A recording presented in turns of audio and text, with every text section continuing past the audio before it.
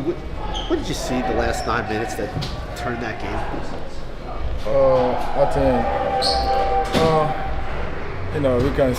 we can blame each other, but I think we just need to stay more focused and just learn how to win together as a team.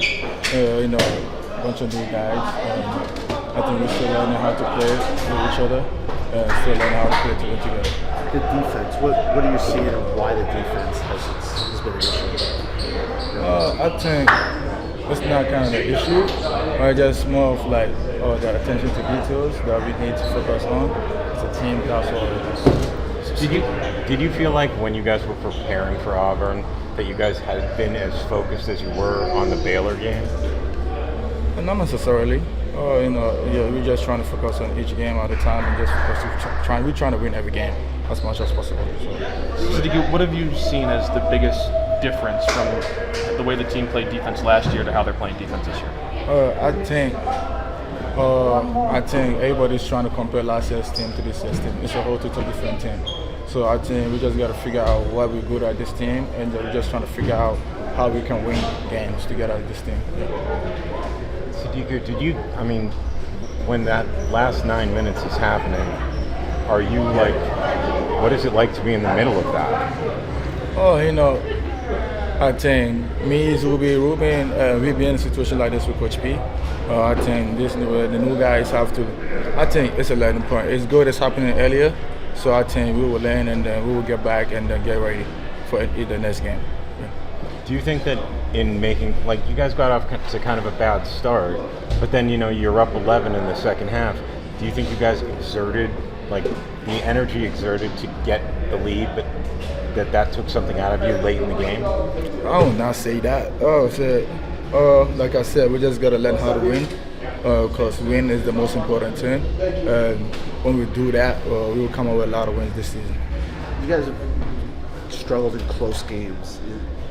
Is that because it's so new? Like, what do you make of why you guys have struggled in these close games? That's what I'm trying to, we knew.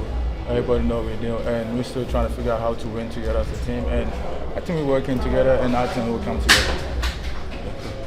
Thank you. It's collectively a bad night by just about the entire senior class. And those nights happened, and Auburn took advantage of it and swung the game around.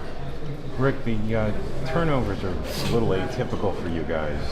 What do you think is going on there? It's just really not knowing scouting, not knowing they're a slapdown team. We didn't have a lot of time to prepare for them. We told them that they're a team that is going to just go attack the basketball. And this is not a great team with adhering to scouting with little time. They had 9 steals in the game, and that's not good. We got to get our assist turnovers better. It's disappointing going home 1-2. We would have liked 2-1, so it was a very disappointing trip. Got to regroup against a very good Ole Miss team. We're 0-2 now against the SEC. Rick, you talked a lot about defense throughout this season. In their run, they made 9 or 10 straight shots. Do you see some of those defensive issues as being correctable? This is a very average defensive team. They are not locked in like last year. Last year, even Devon, our guards rebounded. And this is not a locked-in defensive team because they're new to each other. And they're going to get it or they're going to continue losing. So it's a matter of wanting to get it, wanting to be a great defensive team. And if they do, they'll get it. If not, they won't. They'll have a long season. Rick, with how last night went, did you think that was like a... Listen, take a step back. I didn't think that Isaiah Sellers would go 1 for 7, Dylan Mitchell 2 for 7, Bryce Hopkins 2 for 11. I didn't think that would happen because they were good shots, good looks, and it didn't go down for us. Rick, you said you didn't have a lot of time to prepare for Auburn. Was not knowing who you were going to play until 10:30 last night an issue in how? Yeah, but they didn't know either. So they didn't know. We had a chance to win the game. That's one of the weaknesses of this tournament, is not knowing. But you're also getting $1 million. So, Rick, as far as stopping Pettiford in the second half, why was he so difficult to contain? They made their free throws. They were 21 of 25. We're not a great defensive team. That's why we're not, and we're average at best, and we got to become a good defensive team before we become a great defensive team. That's something that takes a lot of buying into every little fundamental of defense, from blocking out on. I thought they had the 4-point play when Zuby didn't get the rebound, and then the next possession they got. Well, another Zuby's foul. got to block out just as much as the other guys. Right. He's not blocking out like he should. They were more aggressive. Look, they were the better team this night. Maybe another night we'd win, but they were the better team this night. The start with all the turnovers.